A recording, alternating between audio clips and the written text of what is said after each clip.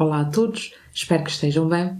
Aqui estou eu mais uma vez para partilhar convosco mais uma leitura e mais alguns sussurros.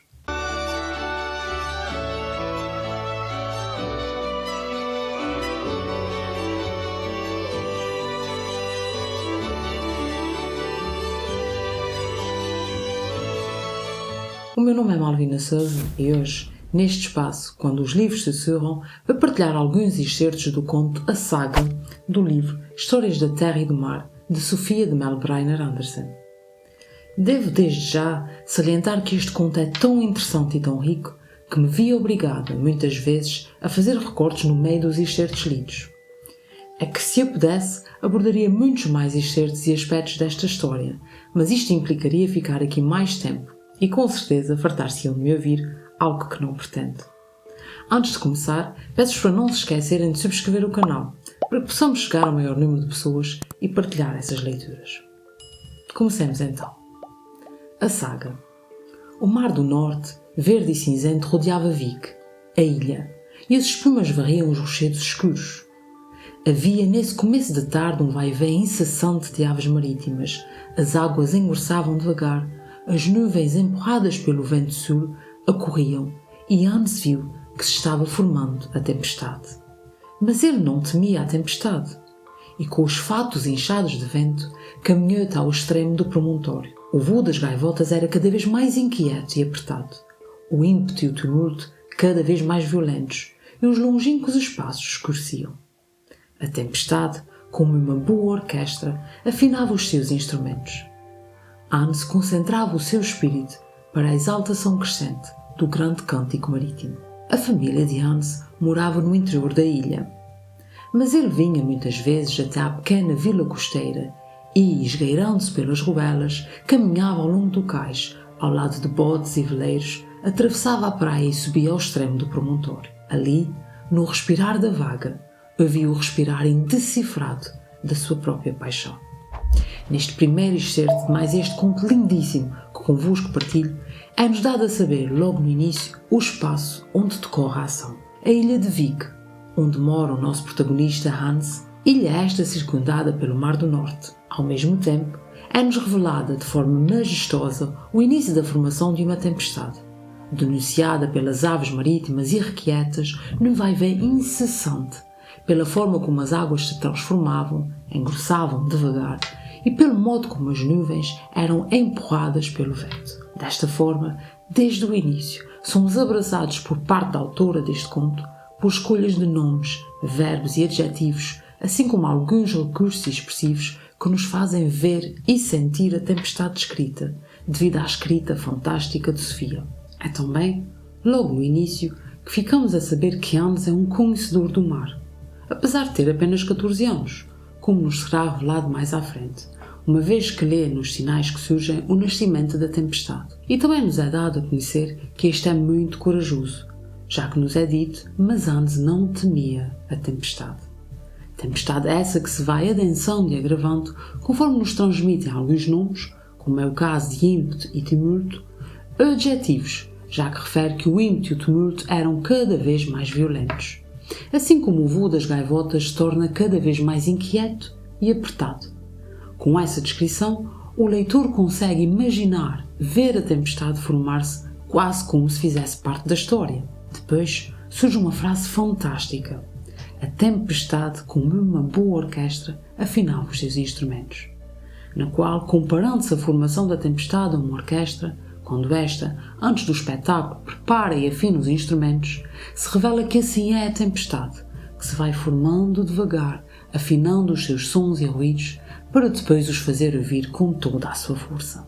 Fantástica comparação esta, mas não menos fantástica é a frase que se segue. Hans concentrava o seu espírito para a exaltação crescente do grande cântico marítimo, que nos mostra não só a grandeza do mar e do seu cântico este aqui associado à tal comparação da orquestra anteriormente referida, como o modo como este se eleva, se torna grandioso, poderoso, quase como se fosse algo superior, e ainda nos acrescenta que Hans prepara o seu espírito para a grandiosidade que se aproxima, informando-nos já do seu amor e respeito pelo mar. Esse amor, respeito, vontade do mar são reforçados na frase que surge um pouco depois e que nos diz: ali, no respirar da vaga, havia o respirar indecifrado da sua própria paixão, como se a onda, o mar e Hans fossem um só, estivessem unidos pela paixão que Hans sente por este, e que o respirar da vaga era também o respirar ainda não compreensível, ainda não decifrado, talvez por este ainda não a ter admitido e vivido verdadeiramente da sua paixão. É como se fosse um chamamento. Esta frase também surge como um aviso da força do mar e do poder que este exerce sobre Hans, exatamente por ser a sua paixão, o que, como veremos adiante, condicionará o desenrolar da história. Soren, pai de Hans, era um homem alto, magro, com os olhos cor de porcelana azul, os traços secos e belas mãos sensíveis que mais tarde, durante gerações, os seus descendentes herdaram. Nele, como na igreja luterana, havia algo de austero e solene, apaixonado e frio. À casa e à família imprimia uma iluminada lei de silêncio e reserva, onde o espírito de cada um concentrava a sua força. De certa forma, Soren reconhecia o risco que corria. Sabia que é no silêncio que se escuta o tumulto, é no silêncio que o desafio se concentra. Mas ele impunha, a si mesmo e aos outros, uma disciplina de responsabilidade e de escolha, dentro da qual cada um ficava terrivelmente livre. Os seus irmãos mais novos, Gustav e Niels, tinham morrido no naufrágio de um veleiro que lhe pertencia. Mal a notícia do naufrágio foi confirmada, Soren vendeu os seus barcos e comprou terras no interior da ilha. Dizia-se mesmo que nunca mais olhara o mar. Dizia-se mesmo que nesse dia tinha chicoteado o mar. Depois da revelação importante acerca de Hans, o conto debruça-se um pouco sobre o seu pai, Soren. Descrevendo-o primeiro física, era alto, magro, de olhos azuis e traços secos, com mãos belas e sensíveis, e depois psicologicamente. E é sobretudo nessa descrição psicológica, novamente através de uma comparação, nele como na igreja luterana, que somos confrontados com um pai severo, rigoroso, formal e frio. Uma descrição não muito favorecedora, mas que acaba por ser ligeiramente quebrada e amenizada com o uso do adjetivo apaixonado. Nele, como na igreja luterana, havia algo de austero, solene, apaixonado e frio. Palavras do texto. Também nos é dito que por sua influência na sua casa e na sua família reinava o silêncio e a reserva, como se de uma lei se tratasse, mostrando-nos que naquela casa os diálogos não eram muito comuns e que através do silêncio se procurava impor respeito. Mas essa descrição de Soren e daquilo que ele instaurava na sua casa contrasta com a declaração que nos é oferecida a seguir, quando se diz onde o espírito de cada um concentrava a sua força. De certa forma, Soren reconhecia o risco que corria. Sabia que é no silêncio que se escuta o tumulto, é no silêncio que o desafio se concentra. Ora, esta parte do texto, para além de muito bonita, também me fez pensar. É neste silêncio que reina nessa casa, no silêncio de cada um, que se concentra a força de cada pessoa, de cada personagem. E Soren, apesar de impor este silêncio como se de um sinal de respeito se tratasse, reconhece o poder dos silêncios e da força que cada qual concentrava, assim como o seu risco, porque quanto mais silenciosos estamos, mais facilmente conseguimos ouvir a nossa força, o nosso interior e o nosso dentro. E é mais provável que sejamos levados a fazer o que este dentro nos pede. Salientar depois de toda essa descrição do pai de Hans, mais uma frase poderosa e cheia de significado e de força, que acaba por mais uma vez contrastar com todo o rigor apontado a esta personagem inicialmente. Mas ele impunha a si mesmo e aos outros uma disciplina de responsabilidade e de escolha, dentro da qual cada um ficava terrivelmente livre. Ou seja, Soren delegava a si e aos outros uma disciplina de responsabilidade, mas também a capacidade de escolher, permitindo a todos serem livres nas suas escolhas e nas pessoas que eram, esperando, talvez, que todos fizessem as suas escolhas com responsabilidade. De notar também o uso do advérbio de modo terrivelmente associado à palavra livre, que contrasta ainda mais com toda a descrição feita dele, já que mesmo sendo como é, permite às pessoas serem terrivelmente livres. Magistral essa associação das palavras responsabilidade e escolha à liberdade terrível. E que dá a que pensar, não só nessa história, como nas histórias de vida de cada um de nós. Por fim, esta frase também pode surgir como um aviso para as escolhas que surgirão, não tarda, no conto. Nesse excerto que vos li, também ficamos a saber outro aspecto importante. Soren, devido à morte dos dois irmãos no naufrágio, havia vendido os seus barcos e nunca mais olhara para o mar. E ainda tinha chicoteado o mar. Mais uma frase lindíssima que nos revela o rancor, a dor de Soren, que decidiu abandonar a vida do mar, e ao dizer-se que o chicoteou, pretende-se revelar uma espécie de castigo pelo mar e pela dor que este mar lhe causou. Hans, carregado de imaginações, queria ser como os seus tios e avós marinheiro. Queria navegar para o sul. Imaginava as grandes solidões do oceano, o surgir solene dos promontórios, as praias onde balançam coqueiros e onde chega até ao mar a respiração dos desertos. Queria ser um daqueles homens que, a bordo do seu barco, viviam rente ao maravilhamento e ao pavor. Nesse dia à noite, depois do jantar, quando a mulher e a filha se levantaram da mesa, Soren continuou sentado e disse a Hans: "Hoje escrevi para Copenhague. No fim deste verão vais para lá estudar. Escolhe o que queres estudar." "Quero ser marinheiro", respondeu Hans. "Não? Escolhe outra coisa. Podes estudar leis, ou medicina ou engenharia." "Quero ser capitão de um navio", respondeu Hans. "Maldito seja o mar! Não has de ser marinheiro, Hans! Promete-me que nunca serás homem do mar. Dá-me a tua palavra." Hans fitou a toalha. Baixo e devagar, respondeu: "Não posso." Em agosto, chegou a Vig, vindo da Noruega, um cargueiro inglês que se chamava Angus e seguia para o sul. O capitão era um homem de barba ruiva e aspecto terrível que navegara até aos mares da China. Foi no Angus que Hans fugiu de Vig, alistado como grumete.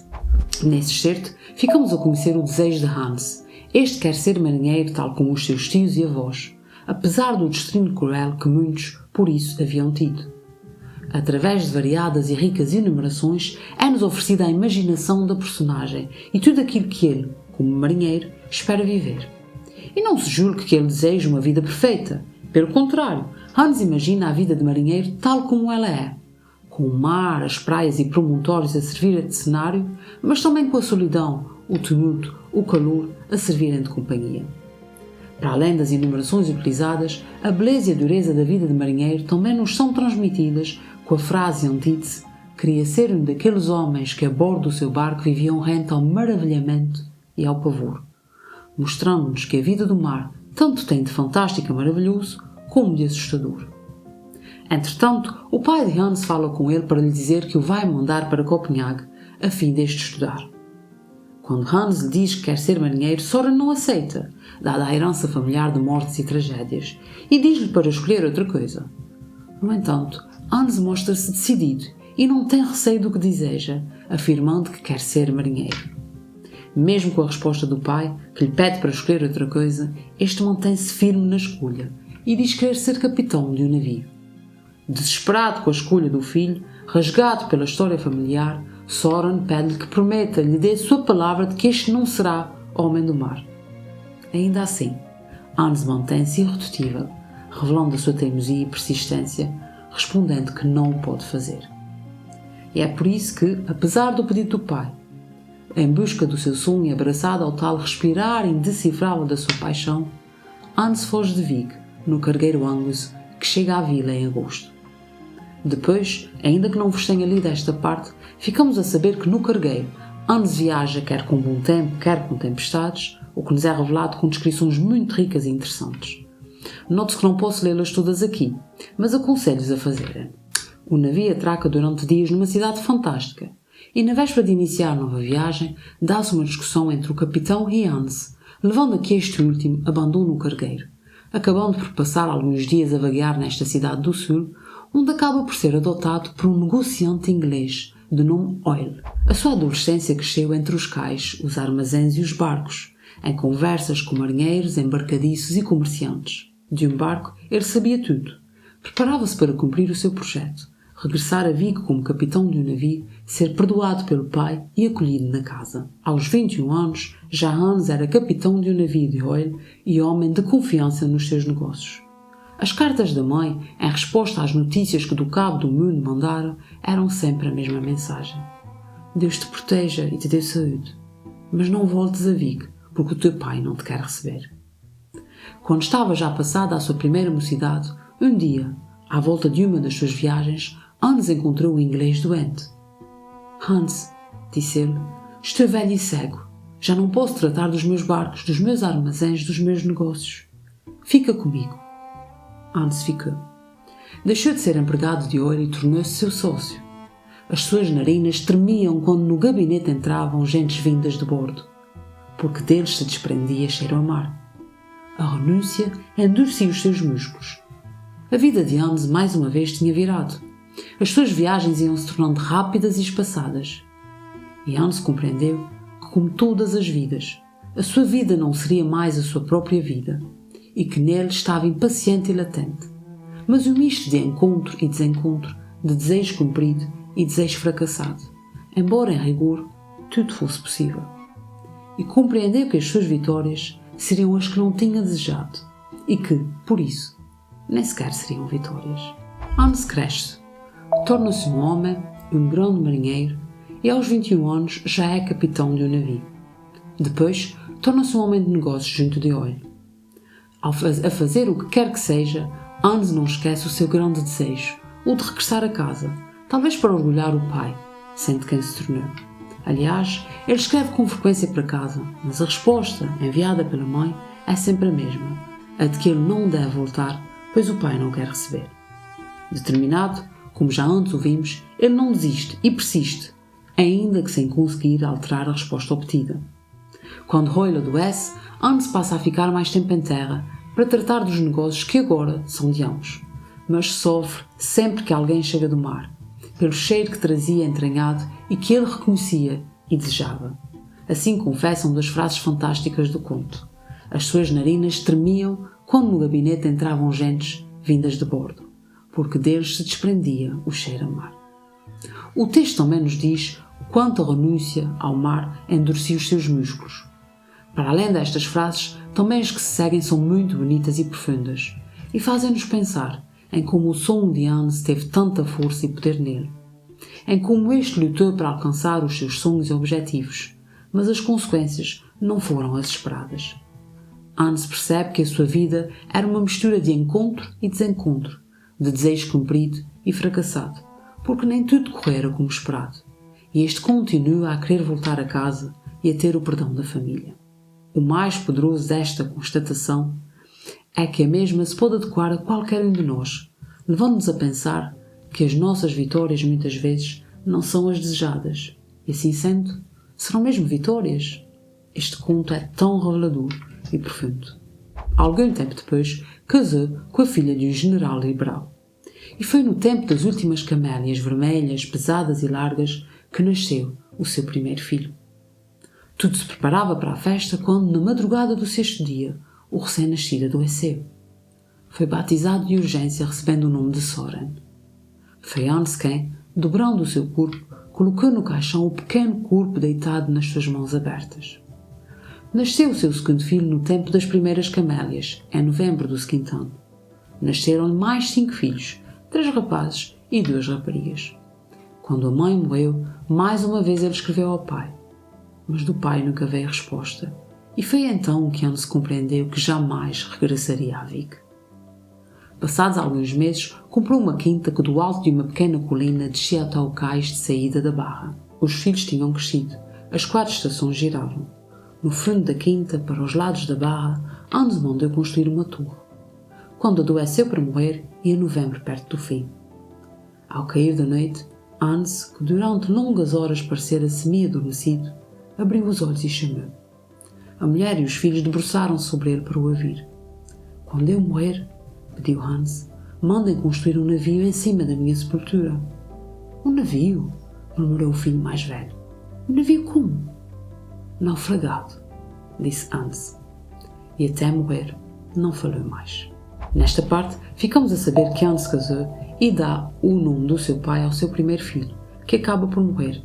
Eis que aqui também poderemos interpretar esta morte associá-la à morte do pai, também que continua sem dar notícias sem o perdoar. Hans tem mais filhos e quando a mãe morre, volta a escrever para casa. Sem resposta, é aí que percebe que nunca voltará a casa, sentindo-se ainda menos vitorioso, apesar de todas as vitórias na sua vida. Na sua quinta, manda construir uma torre para ver o mar, onde passa longas tardes a trabalhar, às vezes com a sua neta, e olhar para aquele que, tal como ele disse, é o caminho para a sua casa. Anos mais tarde, ao sentir que a morte se aproxima, Hans faz um estranho pedido à sua família. Pede-lhe que em cima da sua sepultura construa um navio naufragado. Eis que, nesta imagem, se resume toda a vida de Hans, uma criança que lutou pelo seu sonho e nos mostrou o poder deste, cresceu e se tornou aquilo que queria ser, assim como um grande e respeitado homem. A sua vida dá voltas e mais voltas, e seja no mar ou fora deste, o mar continua sendo a sua paixão.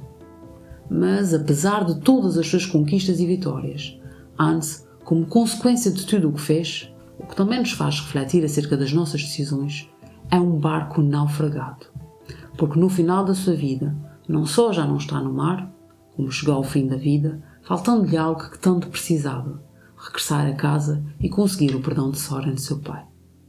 Assim, a sua vida é como um barco naufragado que não chega ao porto desejado.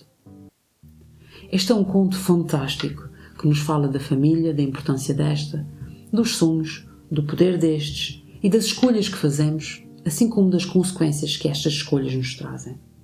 Fala-nos de desafios, de mudanças, muitas diferentes daquelas que ambicionávamos, da coragem e da determinação, da força, da descoberta, da capacidade de definir objetivos e de construir caminhos. Fala-nos também de dúvidas que todos temos, de questões que todos nos colocamos. Que este conto sirva para nos mostrar a importância dos sonhos, de lutarmos por estes, ao mesmo tempo que trabalhamos para não sermos barcos naufragados. Falemos um pouco da autora deste conto, de Sofia de Melbrenner Anderson, retirado do livro Histórias da Terra e do Mar. Sofia nasceu a 6 de novembro de 1919 no Porto, onde passou a infância. Entre 1936 e 1939, estudou Filologia Clássica na Universidade de Lisboa. Casou-se com Francisco Sousa Tavares e passou a viver em Lisboa. Teve 5 filhos e participou ativamente na oposição ao Estado Novo. Depois do 25 de Abril, foi eleita deputada à Assembleia Constituinte. Autora de 14 livros de poesia, também escreveu contos, histórias para crianças, artigos, ensaios e teatro. Para além disso, também traduziu diferentes autores como Shakespeare e Dante, e deu a conhecer, em língua francesa, alguns poetas portugueses, efetuando a sua tradução. Recebeu, entre outros, o Prémio Camões, 1999, o Prémio Poesia Max Jacob, 2001, e o Prémio Rainha Sofia da Poesia Ibero-Americana. Nos seus versos, Sofia evoca os objetos, as coisas, os seres, os tempos, os mares, os dias, por meio de uma linguagem poética quase transparente e íntima. A sua obra está traduzida em várias línguas e foi autora de histórias marcantes, como esta que vos conto, a do Cavaleiro da Dinamarca, entre tantas outras. Faleceu a 2 de julho de 2004 em Lisboa, tendo o seu corpo sido transladado para o Panteão Nacional, precisamente 10 anos após o seu falecimento. Espero que tenham gostado desses sussurros. Antes de me despedir, peço-vos novamente para subscreverem o canal e partilharem o que aqui ouviram. Despeço-me prometendo voltar na próxima quarta-feira para mais um momento de partilha. Mais uma vez, posso dizer-vos que me encontro indecisa entre 2 escritos. Qual destes me sussurrará mais? Até lá, não se esqueçam, é importante estarmos atentos porque os livros sussurram.